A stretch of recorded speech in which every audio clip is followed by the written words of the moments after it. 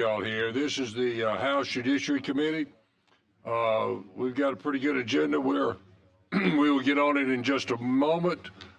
Before we do, though, I want to introduce a couple of people that I've noticed. Lynn Hammond, where's Lynn?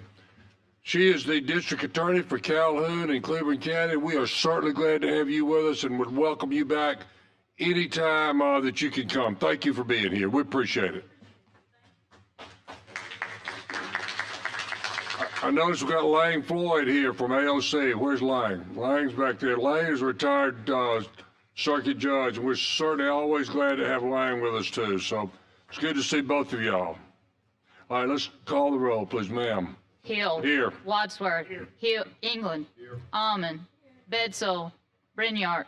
Chestnut. Here. Faulkner. Here. McClammy. Pettis. Here. Robbins. Here. Simpson. Here. Starnes. Here. Stringer. Tillman. We have a quorum. We certainly do. We got a quorum, and we will get started. Our first bill, Chairman Reynolds has a bill. Let me before as you come on up, Mr. Reynolds. We got a couple that we're carrying over. House Bill 202. We are carrying over to next week, and House Bill 201. We're carrying over to next week. So those two will be on our agenda next week. Chairman Reynolds, would you please go ahead with House Bill 137? Thank you, Chairman Hill. I appreciate that. Members of the committee, as you recall, in 2022, we passed the Agent Billy Clark III Act, and that enables ALEA to conduct wire intercepts for investigations of felony drug offenses only felony, very narrow focus. And we also had wording in there. There was a lot of conversations about protections of rights and things like that. And I will tell you that I came down on Monday and spent 2 hours with ALEA in the SBI office, so I could firsthand see a lot of the provisions that you were concerned about in the legislation. And one of them was exhausting all of the means of investigation if possible. And I heard testimony on Monday from a captain that when he goes through the affidavit, he does just that. He asks the questions. Did you take this measure? Did you take this measure? So I was glad to see that was certainly in place.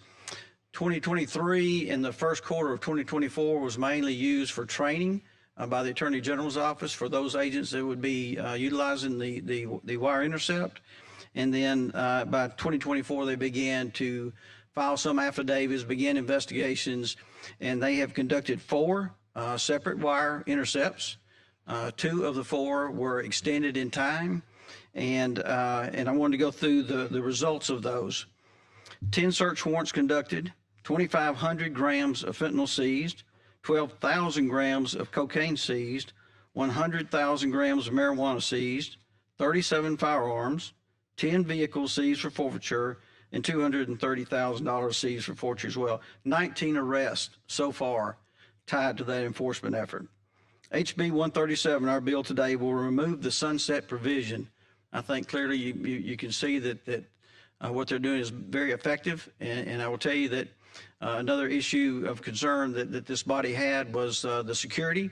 And I had to go through card access to get to a hallway where the intercepts occur. And then both the server room had the same type lock mechanism. And then we go into where the intercepts occur. They had just finished a wire intercept and saw some of the related evidence there. And a sign-in book for any agent that comes in there and listens during the intercept. HB 137 will also clarify that our agents can utilize interpreters. Unfortunately, a lot of the investigations that they find themselves involved in, but we're going to see foreign nationals on there, and they need to understand what is being said real time, because as the bill says, if you hear something personal in nature or something related to an attorney, you have to cut it off. So we need those interpreters there in the room so they can cut that off, but also for enforcement purposes all. Mr. Chairman, I'll answer any questions. Does anyone have a question? Yes, sir. Mr. Chairman, I would make a motion for a favorable report. Second. And I would like the record to reflect that I voted for this bill before he was the general fund chair, so just so we can have it. That's funny. Thank you. Thanks a lot, Mr. Simpson. You certainly got that point in well, and we appreciate it. All right, there's been a motion and a second for a favorable report. Are there any other comments or questions? Seeing none, all in favor, please say aye. Aye. Any opposed? Chairman Reynolds, you got a favorable report. We appreciate this. Thank you, Chairman. a lot. Thank you. Thanks a lot. Representative Underwood, how about HB 27? Thank you, Mr. Chairman, for the recognition. HB 27 is a bill that we passed out of this committee and the House last year regarding sex offenders who are either working or volunteering as a first responder, and I do have a substitute. Why don't you do this? Tell us, this has a substitute, right? Yes, sir, that's right. Talk to us for just a second about your substitute. Let's adopt it. Yes, sir, certainly. The substitute wording is very, very much similar in nature. We basically changed the wording to match Senate Bill 19, which puts the responsibility, kind of changes it back to the individual, and that is found on page 3. You'll see how it defines who a first responder is and what their duties are, and it says any person who knowingly violates this section shall be guilty of a Class C felony. It just reset it to the same words as last year, is what it did. We changed it just a little bit, but we reset it. Does anyone have a question on the substitute? Can I get a motion to adopt the substitute? So moved. Is there a second? Is there a second to adopt the substitute? Thank you. Got a motion and a second to adopt the substitute. All in favor of adopting the substitute, please say aye. Aye. Any opposed? Okay. To your substitute. Go ahead. Mr. Underwood, is there anything else you need to add? No, sir. I'm happy to entertain questions. All right. Any questions for the bill as substituted?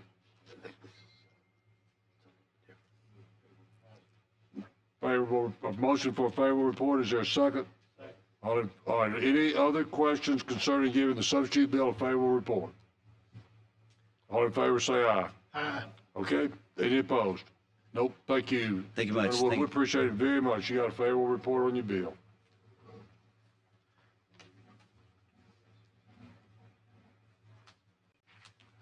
Chairman Lee, I think, has a committee meeting. We're going to hold his for just a moment, okay? HB 190, Representative Shaver. Thank you, Mr. Chairman. Members, this is an Alabama Law Institute bill. If you'll remember, 2 years ago, we had the major overhaul of the adoption code, and the committee has continued to work on the bill and identify maybe some little cleanup and some issues that we could change for better interpretation. And they prepared a list for you to make it really easy about why the revisions are needed, and also a very pretty flow chart too to show how it's been simplified. And do you have any questions about any of the changes that have been proposed? Any questions about the bill? I'll entertain a motion for a favorable report. I have a question. Oh, yes, ma'am. I'm sorry. Please go ahead. All right, Representative, we just pretty much spoke about this, and I just wanted to put on the record some of my questions that I had. Sure. The first one was dealing with the de facto relationship. Right. On page 62, 1730 through 1735. And we discussed the real definition of what is a de facto relationship, because that was never pretty much defined. Well, if the potential adoptee has been under the care of the person who wants to adopt them for a year during the time that that person was in the minority, then that establishes a de facto relationship, parent-child relationship. So if it's under those circumstances, then it's a fact that's been established. Okay. And also, I've been asked with this part of it if there could be some type of list of examples of de facto relationships that it goes up in there. Well, other than that, I think it's whatever they can present to a judge to show that they've got that kind of relationship, have a parent-child relationship. So it could be any number of things, but that's going to be in the judge's discretion as to what's presented. Okay. And on page 34, lines 945 and 948, and pages 48 is pretty much the same. It appears letters of suitability may no longer require the inclusion of ABI and FBI background checks. If these background checks are still necessary, what specifically documentation is needed for the agencies to present to the court? They are still required, and the judge has to receive them before he can present to give an order. Okay, so it will require that they send some type of documentation and proof to the court. Right. Okay. That's pretty much it. I think, didn't we already get a motion in a second for favor? All right, you have a question, Dave? He made the motion. All right, I thought so. All right, there's a motion and a second to give HB 190 a favorable report. All in favor say aye. Any opposed? No, seeing none. Thank you, ma'am. You got a favorable report. We appreciate it. Thank Thanks a you, lot. Chairman, members, and if I could, I would like to thank the Alabama Law Institute and all of their work on this bill. Thank you, ma'am. We appreciate that too. The next bill that Representative Almond's going to bring is 200. It also is an ALI bill. You know, for those of you that have never had the opportunity to work with ALI, what they do is they gather experts in an area and they then formulate a bill. And we are so very fortunate to have them delve into areas like adoption, like business entities and records. And I think the smallest states is an ALI bill. So very, very fortunate to have them do that and have their expertise. And so, Representative Almond, how about talk about House Bill 200? Thank you. Yes, I agree with you, Mr. Chairman. Thank you to ALI and all your great work. This is pertaining to the Business and Nonprofit Entity Code, which was originally sort of overhauled in 2013. There is a standing committee that meets regularly to continually look at this code and make updates and suggestions to the legislature as things change across the country and as we see the need here in Alabama. And it's not every year that we make changes, but it's pretty regularly. So this is a regular update basically to the code, to several different of the sections, mostly a lot of technical matters. I do want to point out one thing, just if you don't mind, just the privilege of doing this. I thought this was very interesting. And as an update in Chapter 5A to the Alabama Limited Liability Company Act, for those of you who have LLCs, and sometimes you have an operating agreement. A lot of times y'all don't want to pay us to draft an operating agreement, but because I charge you more for that. But now what you can do in your operating agreement or LLC agreement is you can designate who will get your transferable interest at your death. And so that document would basically take the place of, otherwise you'd have to probate your will to transfer that membership interest. And now, if this passes starting in August of this year, you'll be able to designate that person through your operating agreement. So sometimes when I have to probate estates, this is what I do for a living, by the way. Sometimes when I have to probate estates, it's solely for the reason of transferring the LLC interest. So this will make it a lot simpler. Thank you, ma'am. Do we have any questions concerning this bill? How about a motion to adopt? So moved. All right, motion for a favorable report, and I see a second also. Any other discussion? All in favor say aye. Aye. Any opposed? Thank you, ma'am. You got a favorable report. We appreciate it. Thank you very much. And 201, we're carrying over till next week. Representative Faulkner, 164.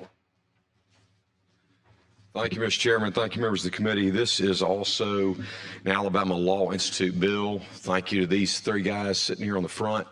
My former, until a few weeks ago, our probate judge in Jefferson County, Jim Naftel. Glad you're on this team. Hated to lose you, though. One heck of a judge. Yeah, and appreciate y'all's work on this. This is the revised Small Estates Act. Representative Almond would be your person for questions on this. I heard her say she does this. But this has been heavily vetted by lawyers who do this type of work. Presently, the Alabama Small Estates Act allows the surviving spouse or other disputee. Mr. Chairman, I will make a motion. Deputy. I will make a motion for a favorable report. Thanks. Second. I got a question. All right, Jim, you got a Can't question? speak, so I appreciate that, man. Thank you. The only question I had was, if you have a small estate and they maybe have a bank in another county, but they're a resident of say Lamar County, can you file this small estate in the county where that bank is, or do you have to file it in the county where the decedent is? Representative Almond? ALI? I believe it's going to be the county where the decedent lives. Is that right? I do too. I agree with Representative Almond. I think it's going to be the county where the individual was a resident. I think that's generally where you file estates.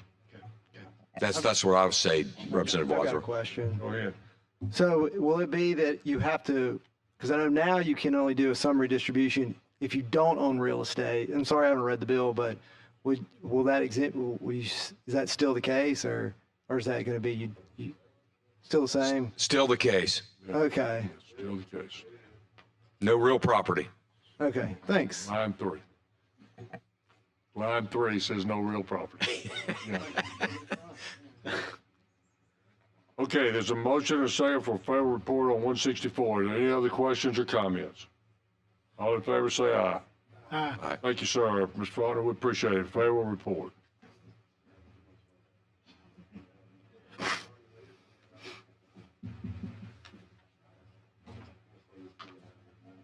England. 216. Representative Bedsole, please go ahead on 216. Why don't you tell us about your substitute, and let's go adopt it before you go forward. Yes, sir.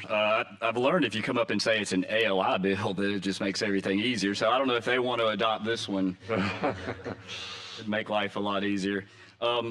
Yes, we have a substitute, some minor language changes from the original, specifically working through some legalese language with trial lawyers and just ensuring that everybody has a good sound footing is to understand what this bill does. And part of this, Mr. Chairman, I'm going to have to tell a little bit of a longer story because a lot of people have asked me, well, what's the context? Why are we providing some liability protection? But in summary, I can stop there so we could adopt the sub, and then I can move on to put this in context. All right, is motion to adopt the sub? Second. Thank you. All in favor of adopting the sub, please say aye. Aye. Any opposed? Okay. Go ahead, Mr. Awesome. Bedsole. So if you guys don't mind for just a second, we'll have to talk about where we're headed before we can fully understand what's before you. Where we're headed with this is once this bill is enacted into law, this will pave the way for a formal creation of a program called the Safer Together program. There's some great people, I'll introduce them in here in a second, that have already begun the hard work on this. And this program is designed and targeted for any of those individuals who are experiencing suicidal ideations and that they feel like in their best interest, if they surrender their weapon, that can be secured in a secure facility set up under the guise of this program. They can surrender it and they can get it back whenever they want. The weapon is never impounded. The framework of the program allows for the administrators to go out and conduct education to anyone who chooses to participate to have one of these safes. So we're talking about gun shop owners, specifically those who are federal firearms license dealers, who raise their hand and say, I want to be a part of something that's really, really big. Because the idea here is if we save one life, this bill has been all worth it completely. So the team will go out and they will engage with any FFL that wishes to participate. They'll supply the lockers, they'll do the education, and then we save lives. All right, so that's kind of where we're headed with this. What this bill does is pave the way. It offers some liability protection specifically related to the returning of that firearm to that individual who has voluntarily surrendered it when they come to get it back. So we're just offering a little bit of liability protection so they feel safe in order to operate in this program. I would be remiss if I did not share, first of all, or this far into it, this act will be known as the Houston Hunter Act, named after two young, brave Alabamians who served proudly in our military, Houston Tumlin and Hunter Whitley, both after suffering with issues with PTSD, took their lives with a firearm. Today, just to add a little bit more of a face with the cause here, Ms. Michelle Tumlin is with us. She is the mother of Houston Tumlin. And Mr. Chairman, if you don't mind, I would like to yield for just a few minutes for Ms. Tumlin to say a few words. Certainly. Go ahead. First off, thank y'all for letting me be here. I'm Houston's mom. My son served 5.5 years in 101st Airborne. He was amazing. He struggled with many mental issues, multiple concussions, PTSD, depression, alcoholism, you name it. He had a lot of issues. My son tried multiple times to kill himself. On March the 23rd, 2021, he did. So what this bill means to me, I said this last week, if the Houston Hunter bill would have existed on March the 23rd, 2021, would my son still be alive? And I have to say that if this bill is passed and one life is saved, my pain will be worth it because I miss my son every moment of every day. Thank you all for letting me speak. Ms. Tomlin, thank you for coming up and doing this. We appreciate it very, very much. Thank you. And we're sorry. Thank you. We're all sorry for your loss, no Thank doubt. Thank you. Mr. Chairman, one other guest I just want to introduce real quick, Master Sergeant retired Jason Smith. He serves as the coordinator of resilience, risks reduction, suicide prevention for the Alabama Air National Guard. He's been one of the brains behind this, and as you can see, the heart and passion of what we're trying to accomplish. So with that, Mr. Chairman, I'll turn it back to the committee for any questions. Make a motion for a favorable report. There's a second. You have a question? I have a question. Go ahead. Well, we got a motion and a second for favorable report. Certainly we'll entertain questions. Go ahead, Mr. Robbins. So my question is kind of protecting that individual. Because what I wouldn't want to have happen, I'm sorry I haven't brought to you this sooner, Russell, but thought about it, that if I was to think I'm in need and I enter into this agreement, could that information, we protect that maybe somehow with HIPAA? Because what I'd hate to see is someone do that and then a family member file for an involuntary commitment and say, see, look, he knows that. And so that would discourage people to ever use this. So is there some way that information must maintain private, or it can't be used in any form, in any involuntary commitment against that individual? First of all, way to ruin a good moment. I had that all set up very nicely, Representative Robbins. I should say, and thank you for the opportunity, this program is absolutely available to any citizen. This is going to be advertised towards our military and military veterans and first responders. But let me just say, any citizen who is experiencing, they could use the services of this program. That's thing one. The other part of this is this is not treated as a gun transfer in terms of with the FFL having to take it into their inventory.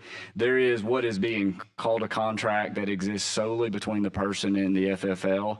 That's just an accountability piece. And that's a document basically with some basic information to include like the person's name and then emergency contact. So there's no HIPAA information that's exchanged. There's no reason why anyone could do this, and they don't have to go in there and say they have any medical elements or anything that would relate to HIPAA. This is certainly just a choice by them to temporarily have it there in secure environment, and then when they're ready to go get it back, they completely can go do that. That answer your question? Thank you. Any other questions? I got a motion and a second for a favorable report. All in favor say aye. Aye. Any opposed? Okay. Thank you, members. Thanks a lot. You got a favorable report? I saw Chairman Lee came in. Chairman Lee, you ready to do 156? Yes, sir. Thanks. Thank you for giving me a moment for my other location. This is House Bill 156. Under the existing law, an individual may only be arrested on an out-of-state warrant if the individual has been charged with a crime that is punishable by death or life imprisonment. This change will allow our law officers to arrest those that have felonies that have warrants that are outside of our state. And what is your substitute in this one, Mr. Lee?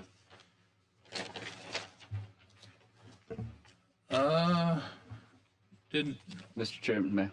Do you have that? Yeah, what I'll just note is this is one of those legislative issues that you don't intend on happening. I was working on a very identical bill to what the chairman has, and so the substitute is just some tightening up of some language, and I don't have the specifics, but it was just to kind of take what I had already been working on. Chairman Lee presented and filed, and we want to make sure that they were firm, like a good. Yeah, it was both of them, no changes. Actually, I had this bill written about 6 months ago, he was working on it as well. He had no idea I had it. I had no idea he did. I dropped it and we came together, and that's how the substitute came. And we appreciate that, because if we'd have gotten them both, we would have asked y'all to have done that very thing, and you did. So, I will entertain a motion to adopt the substitute, and Mr. Bensall, second. All right, motion second to adopt the substitute. All in favor, say aye. Chairman Lee, is there anything else you need to add? That's it. Thank you. All right, is there a motion to give the sub a favorable report? So moved. Second. Any further questions for Chairman Lee? All in favor of a favorable report, please say aye. Any opposed? Thank you, Mr. Chairman. Got Committee. a favorable report? Thank you, sir. Representative England, House Bill 40.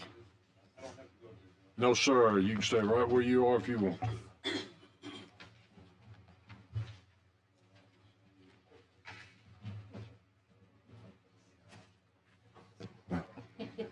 Okay, thank you for recognition. House Bill 40 is an ALI bill. Now, it's a bill that I've introduced on several occasions. It deals with creating the Criminal Justice Policy Development Council, and it's a board that will oversee the implementation and the adoption of guidelines for parole release. It will also require that when the board denies an application, that they would give the person a written response and tell them why they didn't get granted parole, so they could go back and figure out why they didn't, and then hopefully correct that behavior and then be successful in the future. It also creates an appellate process for an appellee in the event that the board deviates from the guidelines. I just want to reiterate that over the years, I've said that this bill does not take away the discretion of the board itself. And if you've been paying any attention to the news recently, you realize that this board has absolutely no oversight. And here are a couple of examples. Back in 2019, when we passed the new law that created the position that Director Ward currently occupies, and also reconstituted the board. One of the responsibilities that the board was given in 2019 was to take 2 years of data to determine if the current guidelines they have work or not. It is now 2025, and they still haven't done it. And one of the things that oversight would provide is this bill would do what the current board has refused to do for the last 5 or 6 years. Also, in the event, we have an effort in our legislature to provide oversight to a certain degree for the parole board, and as the Prison Oversight Committee, trying to figure out ways to deal with various issues within our criminal justice system, on several occasions has made requests of the current parole board for basic operating information, including questions in written format that was given to the board 5 years ago and then also a year ago. And to this point, the board has not responded to any of those requests. And again, the board that lacks oversight, we can't do anything when they refuse to follow the law. A board that lacks oversight, we also can't do anything when that board refuses to provide basic information that is requested from the legislative branch of government. So at this point, the oversight is necessary because while you may agree with the results that currently, whatever result that you like now, there may be a point in the future where you don't agree with the result. And it's been made quite plainly by the actions of the current board that there's nothing that we could do regardless. So this bill would give us the ability to provide some oversight of a board that currently just ignores all. So with that, I'll answer any questions or entertain any comments. Any questions? See no questions? That's all I see. Thank you, Mr. Chairman. I just have one question for Mr. England. In other states that might be set up similarly to Alabama, do they have similar oversight boards? Some of the language that we put in this board came from some of the concepts that other states had, especially the risk assessments that they do. Because I'm glad you reminded me of that, because part of the reason that in 2019, when we passed the reform, we put in there that we needed 2 or 3 years of data so we could determine if the current guidelines work, was so that we could eventually validate what we're doing. One of the things that was also revealed to us when we had the parole board, the current chair of the parole board testify in front of from the prison oversight committee, was that not only were they not following, but she specifically was changing some of the guidelines, changing some of the score sheets. At the time, she told us she was doing it because she was doing that to benefit the applicant. But what it actually accomplished was it corrupted any information that we could get. So not only are we behind several years, but now the data is corrupted, so we couldn't use it anyway. So a lot of the information that we've taken and put in this bill comes from other states, so we can institute best practices by actually using some of the same score sheets and guidelines to determine if that works for us or not. So yes, some of that information, some of the things you see in front of you, it actually comes from the work that other states have done. Chris, would this board be paid? Are these? No, there's no compensation for So it. is there any cost for doing this at all? The cost could be incurred if the board hires a third party to help analyze some of the data created through the process. But as far as the members are concerned, they are not compensated. Is that something they're authorized to do? Yes, the bill authorizes them to contract with third party to do some of the work. Yes, sir, Mr. Pettis. Ask for a roll call. Sure. All right, there's been a request for a roll call, which certainly will be granted. Are there any other questions? Is there a motion to give this bill a favorable report? Is there a second? There's a motion, a second, to give this bill a favorable report. Any other comments? Go ahead, ma'am. Hill, Yes. Wadsworth, Yes. England, Yes. Almond, Bedsole, No. Branyard, Yes. Chestnut, Yes. Faulkner, No. McClammy, Pettis, No. Robbins, Yes. Simpson, Starnes, No. Stringer, Pass. Tillman. Yes. All right, you get a favorable report, Mr. England. Thank you very much. Thank you, members. Thank you, Mr. Chair. All right, Mr. England, the last bill, if you'll explain it to us, then we have a request for a public hearing. Pretty short bill, but we're certainly going to have a public hearing. We have three individuals who, we got three individuals who wish to speak at this public hearing. We're going to allow you to do so. I'm going to let Mr. England explain his bill. At that point in time, we will let the three individuals who wish to speak do so. You have 3 minutes each. Following that, Mr. England, if you have any follow-up on it, we'll let you do that. Okay. So go ahead. This is another ALI bill. This is House Bill 58. I'm gonna get a T-shirt with that on it. It's also gonna say "Roll Tide" on it too. Well, if it does, Mr. England, rest assured that you will not be called upon anymore, so don't worry about it. Yeah. So House Bill 58 attempts to take a code section that was created back when the permitless carry bill was passed.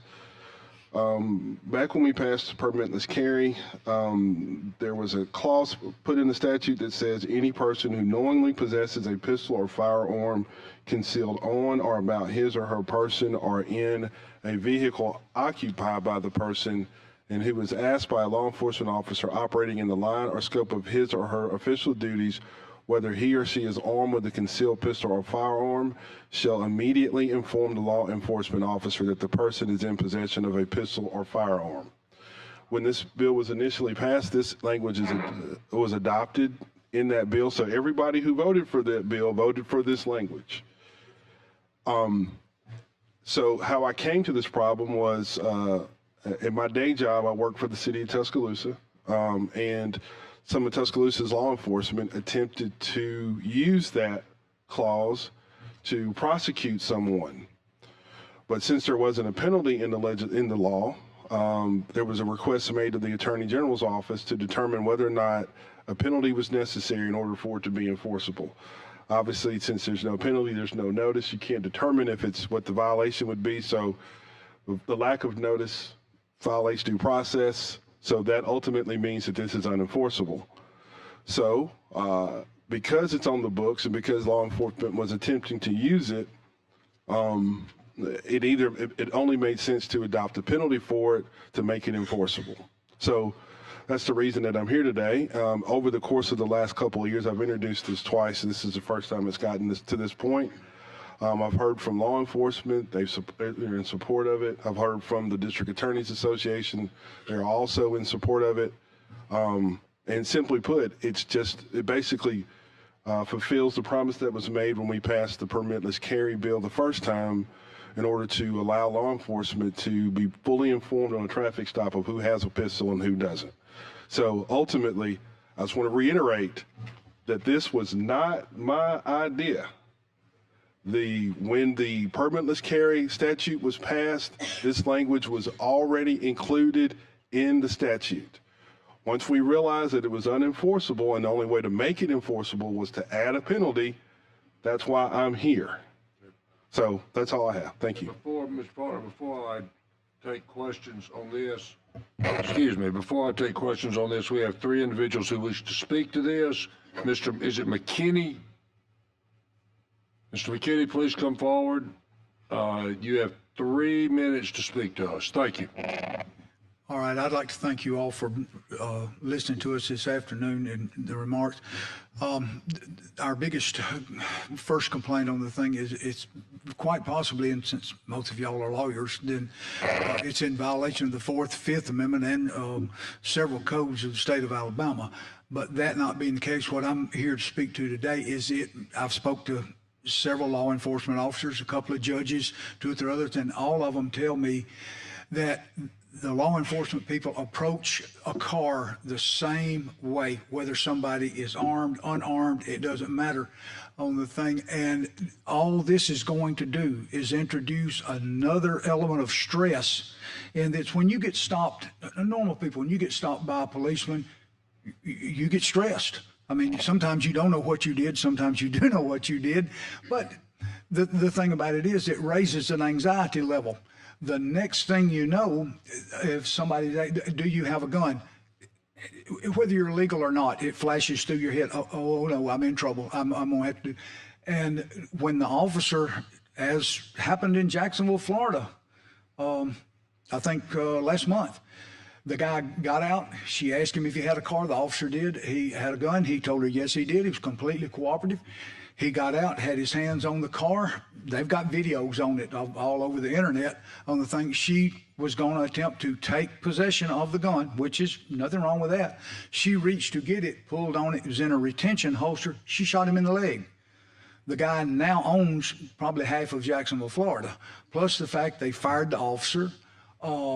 It's not a good idea when you put anxiety from the officer. Lord knows I wouldn't be a policeman. They don't want to walk up on anybody. I mean, not nowadays. The people in the car don't want to be, they're nervous. And then you introduce a loaded gun into it. It's just not a good idea. It's going to hurt the officers. It's going to hurt the people that's in the car, the citizen. And it's definitely got some problems with the 4th and 5th Amendment. So this is just not a good deal for anybody. When this was put in the permitless carry on it, it was a voluntary thing. 90% of the people that I know with Bama carry, and I know a lot of people that carry guns, if an officer walks up to the car and asks them, are you armed? 90% of them are going to say, yeah, I am, and here's my permit with my license. It's not a problem with them. When you start trying to take something away from a grown person, I can imagine somebody walking up to the car and telling my wife, give me your purse. That's going to be worse than trying to take a gun from her. You don't want, if you're grown, you're a legal citizen. You have no reason, if you're on a traffic stop, and if they've robbed a bank, yes. But if they stop for a red light and the policeman comes up and asks them, do you have a gun? Immediately their heart starts racing. And then the next thing you know, the policeman says, let me have it. Are you going to reach for a gun? Sometimes it's great. It'll work. I had one stop me not long ago. Very young officer, very nice boy. And I'm old. I mean, I pulled up. The guy asked me, do you have a gun? Thank you, sir. We appreciate you. We appreciate you. Well, coming. Thank you for sharing with us. Mr. Williams.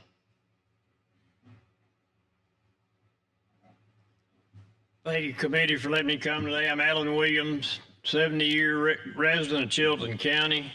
I have a lot of cops in Chilton County who will tell you I'm in favor of cop safety. Every sheriff deputy in Chilton County will tell you I'm in favor of keeping our deputies safe. And I feel like this was an attempt to ensure safety, but I don't see it that way. I think this clause in this amendment was put in as last minute, because this was not the intent of the permitless carry bill.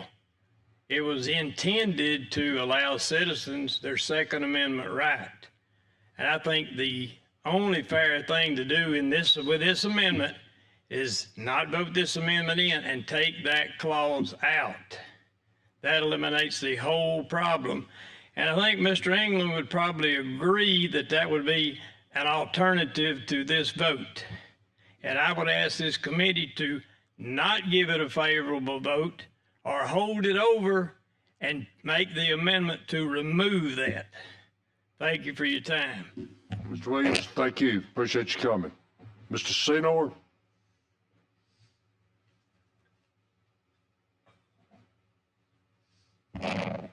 Thank you, Chairman, members of the committee. My name is Kelby Senior. I'm the National Rifle Association State Director for Alabama. I'm here today to speak on behalf of the National Rifle Association members and gun owners of Alabama. And I'd just like to express our strong opposition to House Bill 58. Under existing law, we've heard that this already exists, but this bill creates a criminal penalty of a Class A misdemeanor for a violation. That would result in up to 1 year in jail and a fine of up to $6,000. Our biggest concern with this bill is we have Fifth Amendment concerns and we have Second Amendment concerns.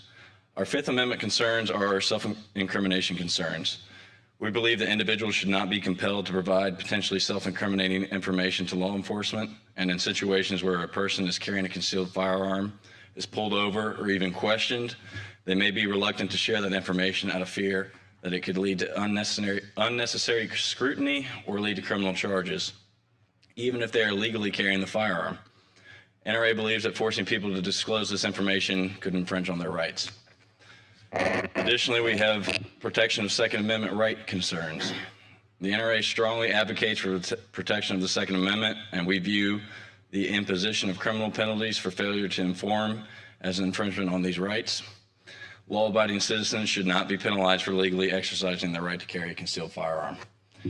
And finally, laws requiring a duty to inform, they can be applied inconsistently and used to target law-abiding citizens. This is not going to stop criminals. A criminal is not going to inform law enforcement they're carrying a concealed firearm. At the end of the day, House Bill 58 could lead to discrimination of gun owners. With that being said, NRA respectfully asks the committee to oppose House Bill 58, and I appreciate your time. Thank you, sir. Appreciate you coming. Mr. England, you got anything else? like I said, just wanted to reiterate that I think that there was a point that was well made that we can't put, if you put, and this is just a basic rule of statutory construction, if you place a prohibition in Title 13, it's a crime. So when you put it there, it's not voluntary. It can't be voluntary. It's an actionable item. So what that means is if it's there, and we may today know that the Attorney General's office back in a year and a half ago said that it's unenforceable. But as long as it's on the books, a year from now, 2 years from now, 3 years from now, a law enforcement officer or a district attorney's office may get approached with the same fact pattern and say that this is in Title 13, this is in fact illegal, then you have an arrest situation where somebody attempts to effect an arrest for something that doesn't have a penalty. Well, ultimately, you know what's going to happen. That person is going to sue, and somebody's going to lose a lot of money. But on the other hand, a law enforcement officer may also use that in a conversation with a suspect and say, you know, since you told me when I first approached you that you didn't have a pistol and I found one on you, and that ultimately leads to a confession of some sort. Well, if I've compelled you to tell me something under the threat of a criminal penalty that doesn't exist, well, you know what happens there too. So I guess at this juxtaposition, we're only on one point. Either we're going to continue and put a penalty in it or take it out altogether. Okay. All right. Any other questions or comments? Mr. Robbins. Oh, what's your I have a question for the last speaker. Sure. Mr. Senor, come on back up, will you? I had a question based upon what you said about the Fifth Amendment and Second Amendment. If the current existing code reads shall immediately inform the law enforcement officer, if it changed from saying shall immediately inform and did not say immediately, but something to the effect of upon questioning, where the officer asks you if you're in possession, you then have to disclose. Do you think that would be a violation of your constitutional rights? Because you're not, the officer saying, are you in possession of a firearm? And then you must answer yes or no. And if you answer incorrectly, then that is a crime. Well, do you think that's a violation of your constitutional rights? We have Fifth Amendment concerns with the bill as written. What you're discussing is more hypothetical. I can give you a United States Supreme Court example of our Fifth Amendment concerns and why those are justified. But right, I understand. But I'm talking about if we were to amend the bill. So what Mr. England talked about is we'd have that issue where we could say an officer asks you if you're in possession. Then you either answer in the affirmative or the negative, and if you are lying to the officer, then that becomes a problem for you. But if the officer never asks, you never have to disclose. But if the officer asks, you then disclose. And at that point, you have to be honest. I appreciate your question, Representative Robbins. NRA would prefer to see this completely removed from statute in general. When you say this, are you talking about the entire existing code, or are you talking about just the Section B? Section A. Section B is not law. That's what we're discussing. We would like to see Section A of but my Alabama question is, Code 13A 1195 removed completely. But my question is, do you think that would be unconstitutional? When an officer asking you and then you having to answer in the affirmative or the negative? Yes, so we have Fifth Amendment concerns, and yes, we believe that those in the legal possession of firearms cannot be compelled to inform law enforcement. I mean, you're self-incriminating and violating Fifth Amendment, right? That's where we stand. But if you have a legal right to carry that firearm, are you self-incriminating yourself? Because what crime would you be committing if you say, yes, I'm in possession of something I'm legally allowed to carry? Can you restate? So what I'm saying is I have a legal right to do something. Right. How am I incriminating myself if I say I am doing an act that I am legally allowed to do? You're requiring an answer of self-incrimination because of a violation of this bill is what this is getting towards. I mean, it sounds like you're asking if we would be okay to amending this to make it workable. in a way that if law enforcement asks if you're carrying a concealed firearm, obviously you're required. That's already law. But I'm a little bit confused as to exactly what you're. Yeah, I thought you hit on what I was asking, if we could make this workable, as in you're asked, you either say yes or no, and that would become the criminal act, not just, it would be if you are asked and then you do not tell the officer the truth. If you're in possession and you say, no, I'm not in possession, and then that becomes the punishable event. Well, I'll say I'm not an attorney, but I do know if you do lie to a law enforcement, you can be charged in the state of Alabama. I think this is unnecessary. We would prefer, like I said, this duty to inform when asked to be completely removed, and we're not really interested in trying to amend it to make it workable. Okay, thank you so much for. I'm happy to discuss this outside. Yeah, thank you so much for your time. Yep, thank you. Mr. Faulkner? Yeah, I have a question for the gentleman as well. First, I'll go on what he was asking, because I remember talking with the NRA folks when we passed this bill eliminating the concealed carry. Well, I don't understand the Fifth Amendment incrimination either, unless you are committing a crime already by carrying that firearm. So it's perfectly legal to carry a concealed weapon in Alabama. So I would think if a law enforcement officer comes up and asks you, I would think they would want to know whether you have a firearm on you or in your vehicle. And I don't know how that could self-incriminate you to acknowledge that you have a firearm on your person or in your vehicle. It would put, to me, the officer at ease. It hopefully would put you at ease. You could say, yes, I have a pistol. I have a shotgun for hunting in the trunk. I have a pistol in the glove compartment, or I have a pistol on my person. The officer would say, okay, appreciate it. Now you've put the officer at ease. He knows you're being truthful with him.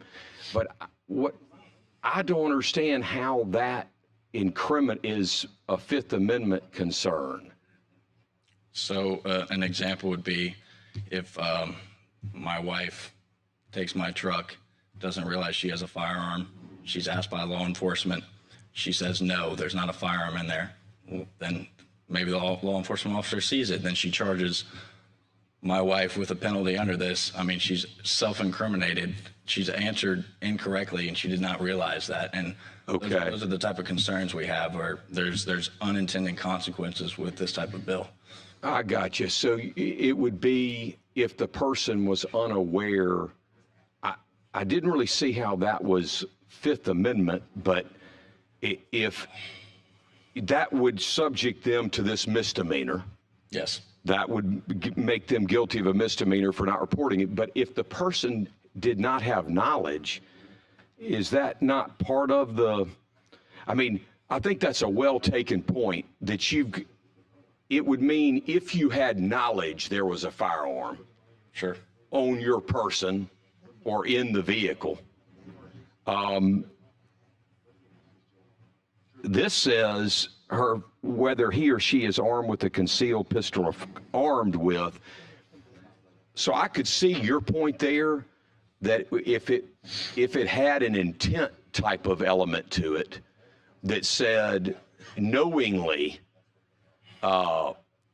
if you didn't knowingly answer falsely to that question, maybe that's an element here. Sure. Because I see what you just raised. Yes, sir. I didn't really see how that goes with your Fifth Amendment not to answer, but I think in that situation, you would say to the officer, hey, this is not my car. I really don't know if there's weapons in there. I can tell you I don't have any on me, on my person, but I don't know for sure this is my husband's car if there's weapons in there. And you would be, you wouldn't be violating this statute, or maybe it could be made clear that way. I guess I really don't see if a law enforcement officer comes up and asks you if you have a a weapon, how that is, I mean, and you're supposed to answer that. I would think they would be asking that right now. So I mean, and I'm not a law enforcement officer, and I don't do criminal law, but I just feel for our police officers out there their lives are on the line every day, and that we ought to be answering them whether or not we have a loaded firearm or a firearm in our possession or in the vehicle if they're making a traffic stop.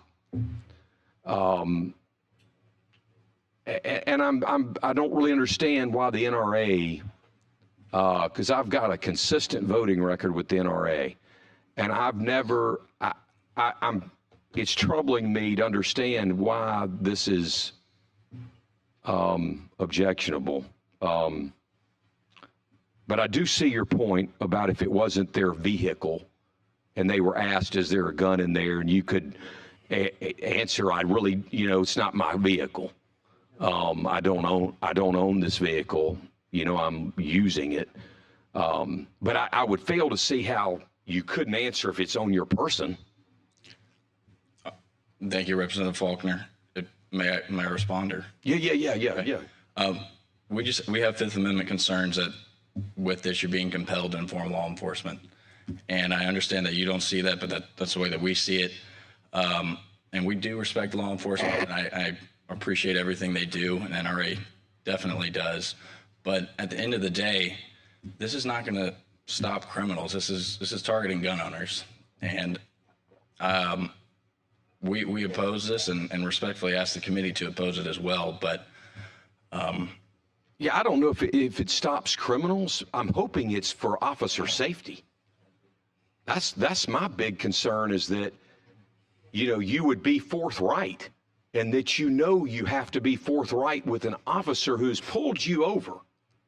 You've been stopped by a police officer, asked by a police officer for a reason. I see it as an officer safety issue.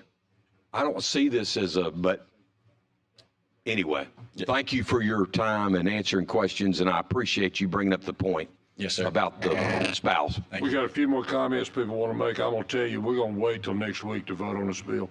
So, Mr. Wadsworth, what you had a question or comment, either one? Yeah, I just want to ask this. If you have some type of illegal substance in the car and nobody claims it, does it typically end up being all the people in the car are charged with that offense? Representative Wadsworth, typically yes, but I'm not an attorney. And under that circumstances, would everybody in the car be charged with it, even though they may not have the knowledge of it being in that vehicle?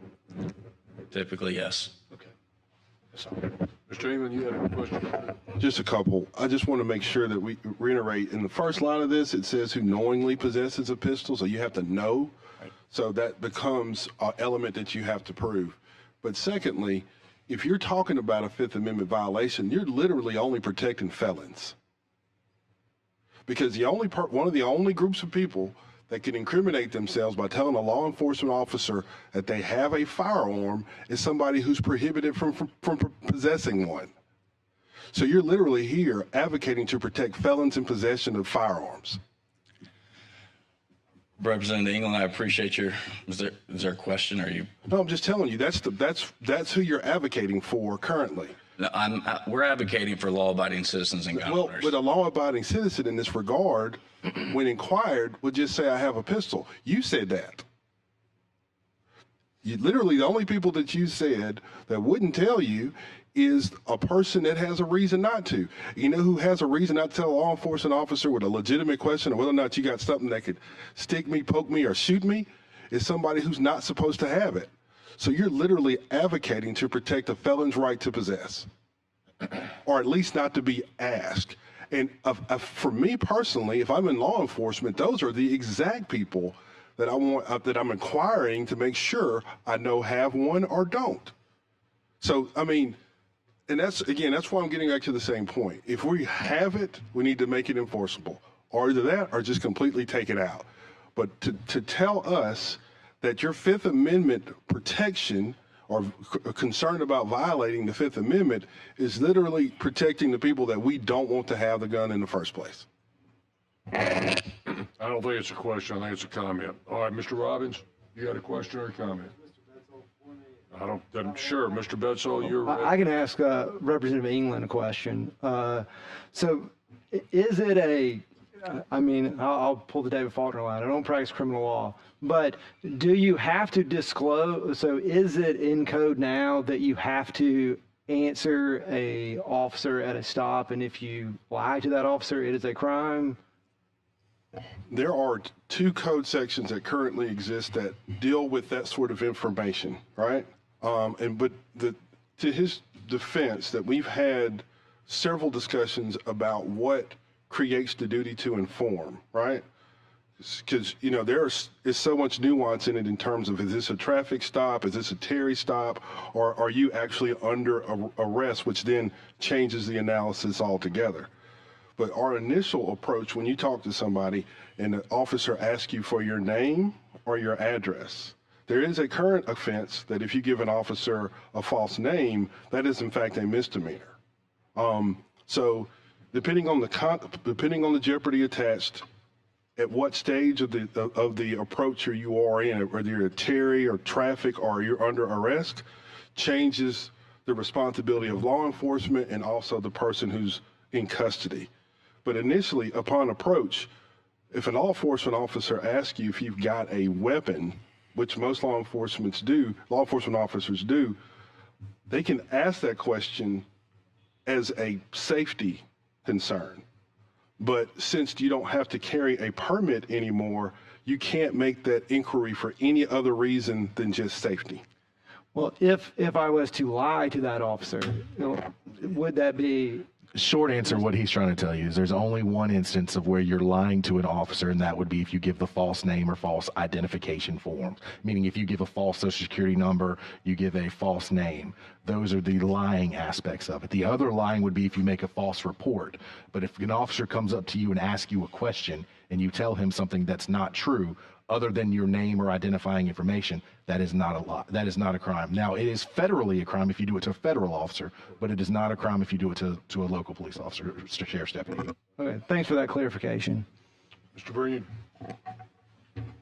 Representative England, I would like to remind you, I was not a member of the House when y'all passed that bill 2 years ago.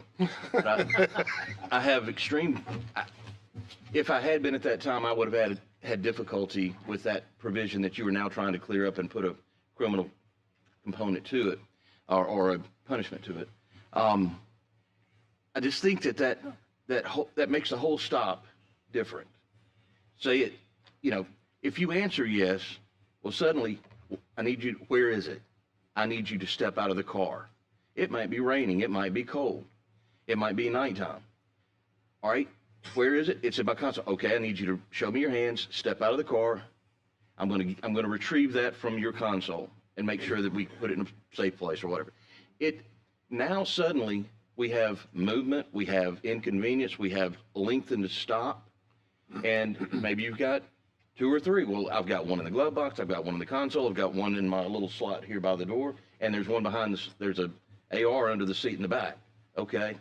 Well, now we got everything displayed.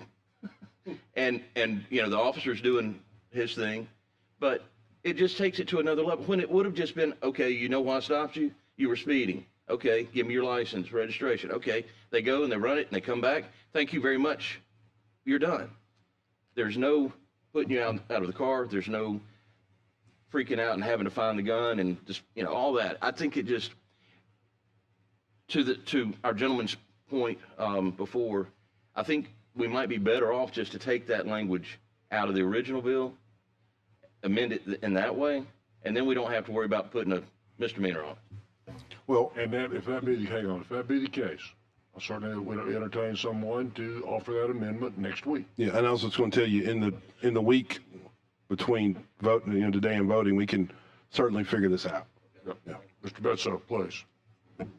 Thank you, Mr. Chairman. I want to double back just for a second. I think we really honed in and locked in this idea of Fifth Amendment violation in a scenario of a traffic stop, but I mean, there would be potentially other scenarios that I could see. I mean, in and of itself, having a pistol in certain locations, I think would be a violation of the law if I'm not mistaken. So compelling them could be a Fifth Amendment issue. Not that I'm trying to make your point for you. You don't need me to do that. So I get the privilege of serving on this committee as one of the few or only law enforcement member active, except for Shane Stringer. I believe he's serving as a chief of police. So I remember where I was. You've just hurt Pettis' feelings. Active. No, Right. He said, active. Okay. If I didn't, active is what I meant. And I have a few gray hairs, so it may not look like I'm still active, but I am. And I remember where I was a few years ago when we enacted this bill, and I don't mind sharing it. I stood firmly through the lens of which I see things, or have seen them now for 26 years as a member of law enforcement. If I could wave my magic wand today, we would go back to a place where we had concealed weapons permits. I remember this wording being added in, and I also very specifically remember this wording being added in without penalty as well. And I completely understand why. That was just a piece of the legislation that I believe it was necessary in order to get it to a place we could all vote on it, those for and against. So here's where I stand today as a member of law enforcement. Once the state took its stance on what we did relative to concealed weapons permits, law enforcement does what it does best. We looked at the law as it is, and we decided, here's the law in the state of Alabama now. We must go forward, and we must train our officers and deputies to do the job under the certain existing laws that are there now. So as we talk about 3 or 4 years past that time in which we've passed that law, have that law passed, whether these words on the page say that someone's compelled to tell us there's a weapon in the car or not, that doesn't change the way we do our job. We are going to continue to investigate the stop for the primary reason, which the encounter, and we're going to build probable cause, if there is any, to eventually lead to what might be a search of the vehicle or ultimately finding evidence of arrest. So for me, as I look at this, this has become a non-issue. I stand on our training and what we're doing, and I think most law enforcement officers now would say this is the law. There are no concealed weapons permits, and then we're going to continue to do our job, and we're going to investigate every stop for the best of our safety and the safety of the community. And I don't think any words on the page at this point change anything about the safety of how we do our job. We have focused now on the way the law stands, and I appreciate the conversation. If we'd had this a few years ago, I came from a different position, but now is the time to move forward, and if removing this language is in the best interest, then I would all be for it. Okay, Mr. England? Just real quick, when you mentioned certain locations that possession is prohibited, or you have to have a permit to possess in certain locations, if you discover someone in those locations without it, that's a crime anyway. So it's not in that situation, it wouldn't be a self-incrimination situation. There are certain locations where if you have a pistol, you can't have it, and it's a crime in and of itself. So then you would, and also in terms of this particular criminal offense, it would be likely you going to retrieve a warrant after the fact once you discover somebody lied to you. So like, and as you said, so it's not, it would be rare that you had an own view arrest for a situation like this, because you'd have to demonstrate that whoever you're talking to knowingly possessed that weapon. And there are other elements that you have to do that would require you to do that immediately. So the likelihood is this would be a warrant situation, even if it ever happened. Sure. Usually Representative Simpson going back and forth with Representative England. I think Representative England, I think that how did you know that person had a weapon in that place that was already forbidden? It wasn't as if maybe they were open carrying and that would be easy. But what if through that encounter the law enforcement officer says, do you have a weapon? And then they would be compelled to say yes, and then that would be then compelling them to be in violation of a crime just because they were there. That's my scenario. Yeah, but you realize, though, the only places that we're talking about are like a courthouse where you wouldn't want somebody with a pistol, a prison where you wouldn't want somebody with a pistol, or somewhere that's got barriers set up where if you discovered it and they were lying to you, they're probably there for doing something completely different. And if you discovered it, you would certainly want to be able to punish that person for lying to you because they were in a place where they shouldn't have had a gun in the first place. Yeah, and I totally agree with all that. But we're talking about a scenario in which the Fifth Amendment could be applied. I was just simply provided. I don't disagree with you. I don't want people in those areas with weapons, but that's just a scenario. Thank you. Appreciate it. We will vote on this. We will vote on this next week. At that point in time, if there's any amendments, we'll take them, and we'll finish this up then. That concludes this week's agenda. Thank you for coming. Look forward to seeing you next week.